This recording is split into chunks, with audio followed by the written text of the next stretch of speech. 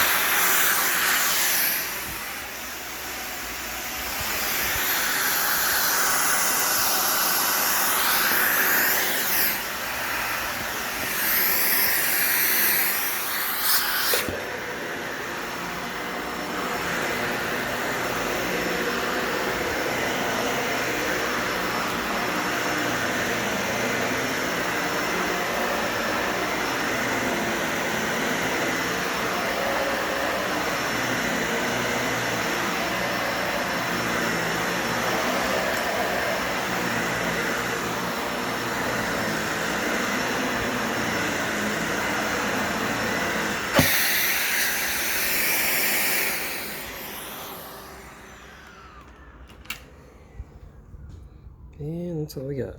Not a whole lot, but that's just after one day.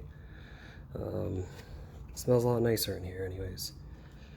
So again, comment below what you'd like to see in the future, and subscribe to my videos for more.